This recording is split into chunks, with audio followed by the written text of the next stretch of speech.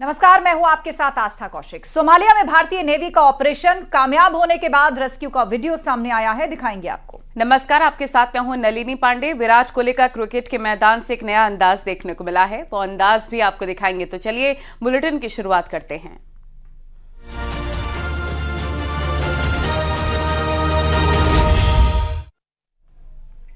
अरब सागर में सोमालिया तट के पास हाईजैक हुए जहाज पर इंडियन नेवी का ऑपरेशन कामयाब रहा। समुद्री लुटेरों से बचाए गए भारतीय लोगों का पहला वीडियो भी सामने आया है, जिसमें वो भारत माता के जय के नारे लगा रहे हैं।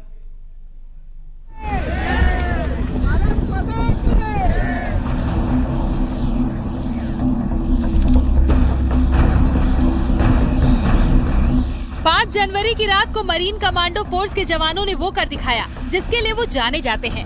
महज 24 घंटे के अंदर सोमालिया में समुद्री लुटेरों से लोगों को बचाया। अरब सागर में सोमालिया तट के पास समुद्री लुटेरों ने जहाज को हाईजैक कर लिया था।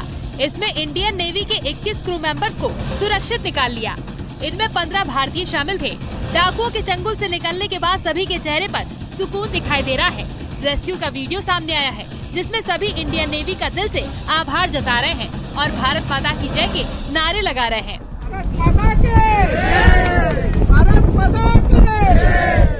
मतलब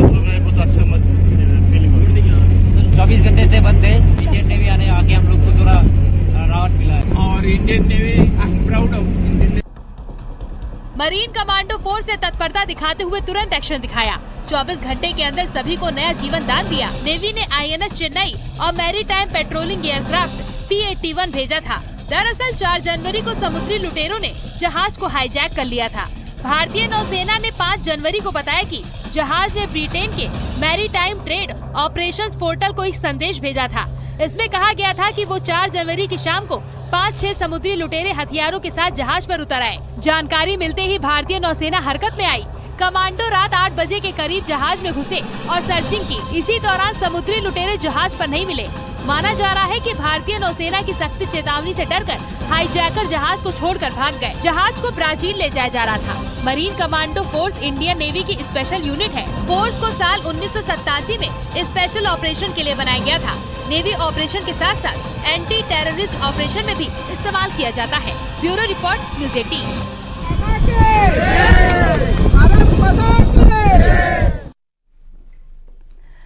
अयोध्या में आने वाली 22 तारीख बहुत ही ऐतिहासिक बनने जा रही है, क्योंकि इस दिन रामलला अपने स्थान पर विराजमान हो जाएंगे।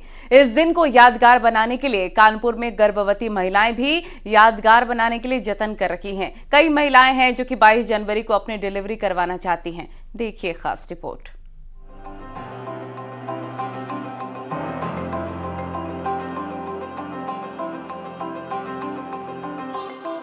सदियों का इंतजार खत्म होने जा रहा है। 22 जनवरी को रामलला अपने स्थान पर विराजमान हो जाएंगे।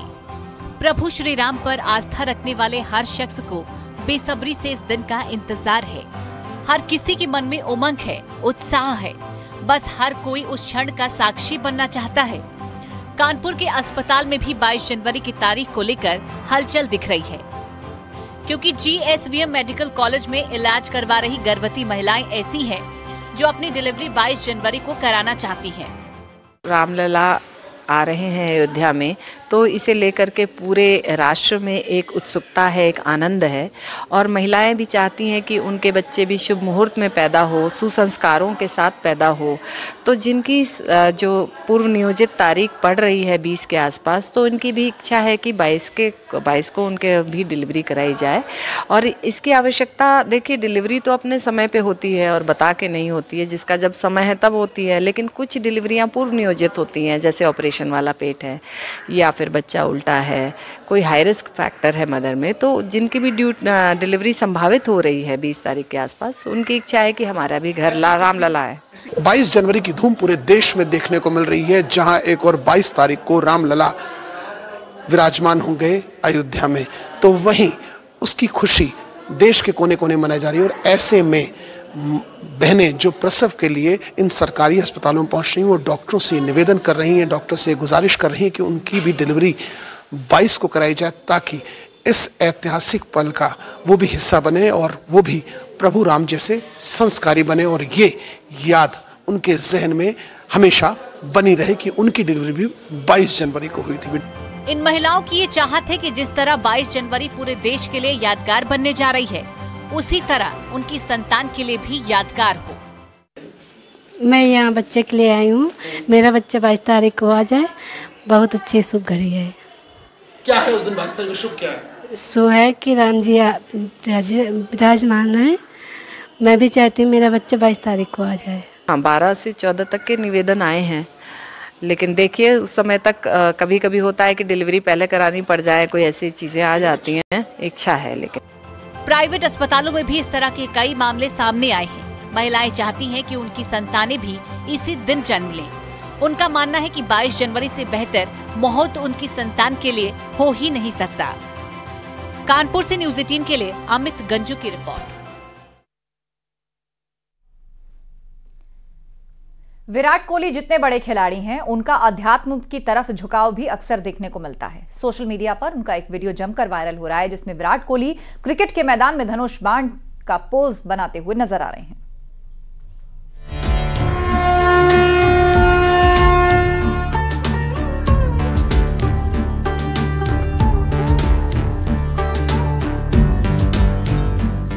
पूरा देश 22 जनवरी का इंतजार कर रहा है। श्री राम के भक्त उनकी भक्ति में लीन दिखाई दे रहे हैं। वहीं क्रिकेट की रन मशीन कहलाने वाले विराट कोहली पर भी प्रभु राम का रंग चढ़ता दिखाई दे रहा है। सोशल मीडिया पर विराट कोहली का एक वीडियो तेजी से वायरल हो रहा है। उनकी तस्वीरें जमकर धूम मचा रही हैं। इसमें विराट कोहली क्रिकेट के मैदान में धनुष बाण चलाते दिखाई दे रहे हैं। अब आपको बताते हैं विराट ने मैदान में धनुष चलाने का पोज क्यों बनाया। दरअसल केप टाउन में भारत और दक्षिण अफ्रीका के बीच दूसरा टेस्ट मैच खेला जा रहा था। इस दौरान जब दक्षिण अफ्रीका के खिलाड़ी केशव महाराज बैटिंग के लिए आ रहे थे, तो केशव की एंट्री पर डीजे ने स्टेडियम में राम सिया राम गाना बजा दिया। इसके बाद विराट कोहली ने धनुष चलाने का पोज बनाया और फिर नमस्ते करते हुए केशव का स्वागत किया। कोहली के इस रिएक्शन ने मैदान में मौजूद सभी लोगों का ध्यान उनकी ओर खींचा। यानी रामलला का जादू सिर्फ अयोध्या और भारत में ही नहीं, बल्कि विदेशों में भी देखने को मिल रहा है। विराट कोहली यूथ आइकन है। वो अक्सर मैदान में कुछ ऐसा करते हैं जो लोगों को काफी पसंद आता है। सोशल मीडिया पर उनके वीडियो काफी तेजी से वायरल हो जाते हैं। वहीं बात केशव महाराज की करें तो वो भारतीय मूल के हैं। केशव हनुमान के बड़े भक्त माने जाते हैं। उनकी मंदिरों से अक्सर तस्वीरें सामने आती रहती हैं और कई बार केशव ने अपने पोस्ट में जय श्री राम भी लिखा है। हालांकि एक बार फिर टीम इंडिया का साउथ अफ्रीका में टेस्ट सीरीज जीतने का सपना पूरा नहीं हो सका, लेकिन भारत ने केप टाउन टेस्ट जीतकर टेस्ट सीरीज को ड्रॉ जरूर करा दिया। इस मैच में केशव महाराज तो ज्यादा कमाल नहीं दिखा पाए, लेकिन विराट कोहली की पहली पारी में खेली गई 46 रनों की पारी काफी निर्णायक साबित हुई और भारत ने दक्षिण अफ्रीका को 7 विकेट से हरा दिया। Bureau report news 18।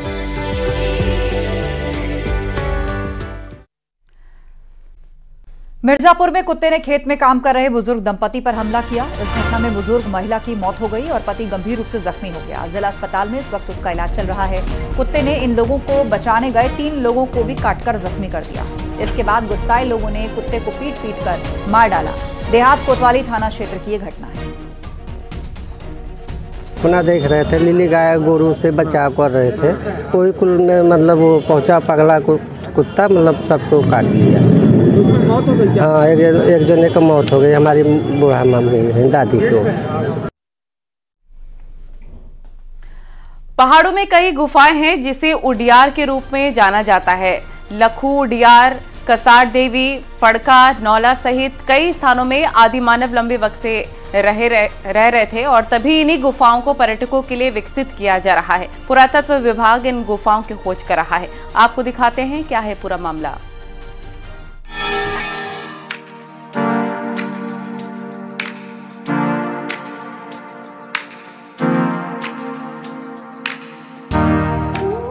जागेश्वर धाम, चितई गोलू मंदिर और कसार देवी क्षेत्र में कई ऐसी गुफाएं हैं जहां आदि मानव ने अपना जीवन बिताया था। जब मनुष्य खानाबदोश जीवन जी रहा था तब इन्हीं गुफाओं में रहता रहा होगा। अब पुरातत्व विभाग आसपास के क्षेत्र की गुफाओं को खोजकर इसको पर्यटन के लिए विकसित कर रहा है, जिससे यहाँ आने वाले पर्यटक ये देख सकेंगे कि आदि मानव का रहन सहन कैसा था। वहीं इन गुफाओं के विकसित होने से रिसर्च करने वाले युवाओं को भी फायदा मिलेगा। अभी यहाँ पर जो है इस प्रकार के शैलाशय लखुडियार के अलावा जैसे फड़का नौली है, फलसिम है, हाथवाल घोड़ा है, कसार देवी है, सिल्ली है, लुएथाव है, इस प्रकार से हमारे 8-9 जगह पर इस प्रकार से अभी मिले हुए हैं। इतिहासकार भी बताते हैं कि कुछ गुफाओं को तो आदि मानव ने सजाकर रखा था, लेकिन कई गुफाओं में कुछ भी निशान नहीं मिलते हैं। अब पुरातत्व विभाग इन गुफाओं को खोज रहा है, जबकि कई जगहों पर एएसआई सर्वे का काम भी कर चुका है और गुफाओं को विकसित करेगा, जिससे आने वाली पीढ़ी को पता चलेगा कि आदि मानव कैसे अपना जीवन बिता रहे थे। ये प्रागैतिहासिक मानव के द्वारा बनाए गए शैल चित्र हैं। जिस समय आदमी खानाबदोश था और उसको मकान बनाने का आइडिया नहीं था, उस समय गुफाओं में निवास करता था और जहाँ पर लंबे समय तक गुफाओं में रहे हैं वहाँ पर इनने अपने ग्रह को सज्जा के रूप में विभिन्न प्रकार के चित्रों से अलंकृत किया है। अब देखना होगा कि पुरातत्व विभाग की ये मुहिम कितनी रंग लाएगी, ये तो आने वाला वक्त ही बताएगा। लेकिन जागेश्वर, चितई और कसार देवी आने वाले पर्यटक जरूर इन गुफाओं में अपना समय बिताएंगे और पर्यटकों की संख्या बढ़ने से स्थानीय लोगों को रोजगार भी मिलेगा। न्यूज़ 18 के लिए अल्मोड़ा से किशन जोशी की रिपोर्ट। और यहाँ रुकेंगे एक ब्रेक के लिए। खबरों का सिलसिला लगातार जारी है। खबरों में आगे बढ़ते हैं। बलिया पहुंचे हैं समाजवादी पार्टी के अध्यक्ष अखिलेश यादव। बीजेपी पर वहां उन्होंने जमकर निशाना साधा। अखिलेश यादव ने कहा, भारतीय जनता पार्टी को आय दोगुनी हुई कि नहीं हुई, किसान को नौकरी रोजगार मिला कि नहीं मिला, उन सब सवालों पर जवाब ना देना पड़े, इसीलिए वो धर्म के पीछे छिप जाती है। धर्म राजनीति का हिस्सा नहीं हो सकता। भारतीय जनता पार्टी को आय दोगुनी हुई कि नहीं हुई, किसान को नौकरी रोजगार मिला कि नहीं मिला, उन सवालों का जवाब देना पड़ेगा और उन सवालों का जवाब नहीं है, इसीलिए भारतीय जनता पार्टी धर्म के पीछे छिप जाती है। बिहार के कैबिनेट मंत्री जमा खान का बड़ा बयान। देश नीतीश को पीएम के तौर पर देख रहा है। जमा खान की तरफ से कहा गया, जनगणना का मुद्दा कमजोर नहीं पड़ा है, बीजेपी धर्म की राजनीति कर रही है, ये भी उनकी तरफ से कहा गया। राम मंदिर के नाम पर धर्म की राजनीति की जा रही है, जमा खान की तरफ से कहा गया। लोगों ने जो है जनगणना ले आए, अब चूंकि राम मंदिर का उद्घाटन हो रहा है, शुभारंभ होने जा रहा है, तो अब आपको लगता है कि अब जनगणना वाला मुद्दा अब आप लोगों का कमजोर हो गया राम मंदिर के आगे? कमजोर नहीं होगा। देखिए, फिर आपने बता दिया ना, कुछ चंद लोग हैं, हम आपको याद होगा अटल बिहारी वाजपेयी, श्रद्धेय अटल बिहारी वाजपेयी भी रहा करते थे देश के नेता। कभी उन्होंने जात की बात नहीं की, कभी धर्म की बात नहीं की। आस्था का विषय है, जहाँ मुझे आस्था है मैं सर को झुकाऊंगा, उससे उनको चुनाव में कोई फायदा नहीं होगा। ये आस्था का विषय, जिसको मानना है वो जाएगा, सर झुकाएगा, अपना आस्था के विषय जाएगा। इनमें उनको फायदा नहीं। फायदा कब होगा? जो विकास करेंगे आप। विकास अलग है, धर्म की बातें अलग है। और राहुल गांधी कहाँ देख रहे हैं आप इंडिया गठबंधन में? भाई राहुल जी हम लोग के अंग हैं, राहुल जी हम लोग के अंग हैं। प्रधानमंत्री के लिए आप लोगों का अगर राहुल गांधी का नाम आता है तो क्या जो है प्रधानमंत्री अगर देश देखना चाहता है तो नीतीश कुमार जी को देख रहा है। तो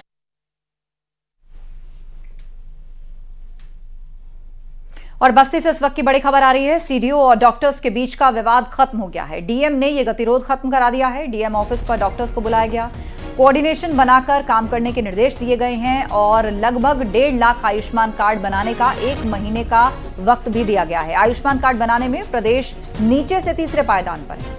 बस्ती आयुष्मान बैठक के दौरान सीडीओ ने जमकर फटकार भी इस बात को लेकर लगाई थी। तो सीडीओ और डॉक्टर्स के बीच का यह विवाद खत्म हो गया। डीएम ने इस गतिरोध को खत्म कराया और बाकायदा दफ्तर में बुलाकर दोनों ही पक्षों की बातचीत करवाई, जिसके बाद सीडीओ और डॉक्टर्स के बीच का विवाद खत्म हो गया। डीएम ऑफिस में डॉक्टर्स को बुलाया गया था, बाकायदा कोऑर्डिनेशन बनाकर अब काम करने का निर्देश दोनों को मिला।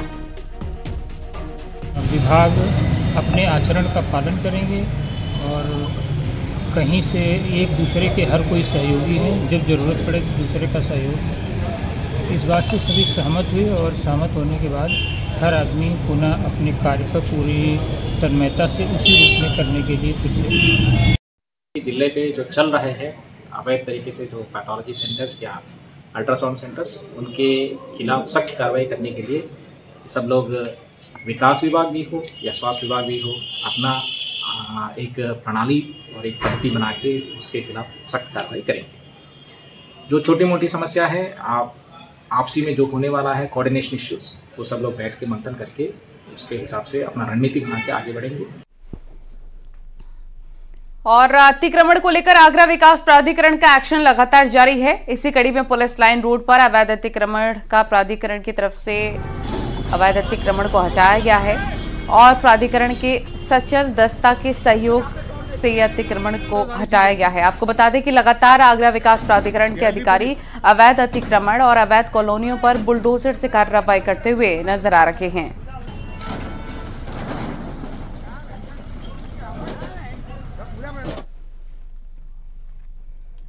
प्रतापगढ़ में डिलीवरी के दौरान महिला की मौत से हड़कंप मच गया। मामला अमन अस्पताल का है। आरोप ये कि डिलीवरी के बाद प्रसूता की मौत हो गई और ब्लड चढ़ाने से प्रसूता की तबीयत बिगड़ने का आरोप परिजनों ने लगाया।